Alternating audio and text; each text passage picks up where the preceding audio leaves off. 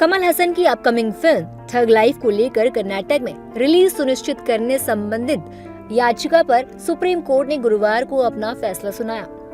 Court ने याचिका का निपटारा करते हुए कहा कि कर्नाटक सरकार की ओर से फिल्म की रिलीज में कोई रुकावट नहीं है। दरअसल फिल्म की रिलीज को लेकर कुछ विरोध की आशंका जताई गई थी, जिसके चलते याचिकाकर्ता ने सुप्रीम कोर्ट का दरवाजा खटखटाया था। इस मामले में कर्नाटक सरकार ने सर्वोच्च न्यायालय में हलफनामा दायर कर स्पष्ट किया कि राज्य की ओर से ठग लाइफ की रिलीज पर किसी भी प्रकार की कोई रोक नहीं लगाई गई है। Today the state of Karnataka filed an affidavit stating they are duty bound to give protection. Today the state of Karnataka filed an affidavit stating they are duty bound to give protection and they shall assist and aid in the release of the movie and they shall provide security to all the stakeholders. And additionally, the Honorable Supreme Court also held that in case of any calls for violence or actual violence is made, the state shall act promptly both under a criminal law as well as in the civil law. The court during the course of the hearing observed that such calls for violence has no place in a civilized society, and also it observed that the state ought not to have allowed such miscreants to make such statements, call for violence, etc. Now, whether the movie is going to release or not is a question which the Kamal Haasan and his team would have to answer. But the Supreme Court has paved the way for release of the movie.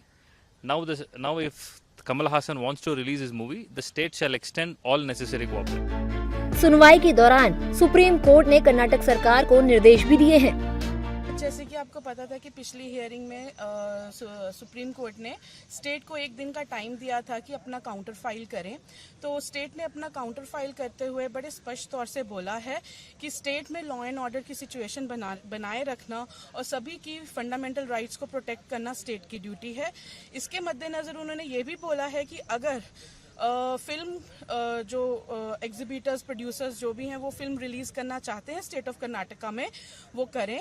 उनसे अगर कोई ऐसा उस release के ऊपर अगर कुछ ऐसा लॉ एंड ऑर्डर का सिचुएशन होता है, ये स्टेट की जिम्मेवारी है कि वो सबकी सिक्योरिटी, सभी स्टेक होल्डर्स को सिक्योरिटी प्रोवाइड करेंगे और वो ऐसा करेंगे कि ऐसा लॉ एंड ऑर्डर का सिचुएशन रिलीज होने पर ना क्रिएट हो स्टेट ऑफ कर्नाटका में। कुछ ऑब्जर्वेशन भी बड़े हार्श दिए हैं स्टेट ऑफ सुप्रीम कोर्ट की, जैसे कि पिछली हियरिंग में भी था, इस इशू के ऊपर उन्होंने बहुत स्ट्रांग स्टैंड लिया है कि चाहे उन्होंने इस केस में डिसीजन देते हुए एक जनरल गाइडलाइन ऐसे मुद्दों पे नहीं पास करी, केस स्पेसिफिक ही है, पर कोर्ट का ये बहुत स्ट्रांग स्टैंड रहा था कि कभी भी ऐसे इश्यूज नहीं क्रिएट होने चाहिए।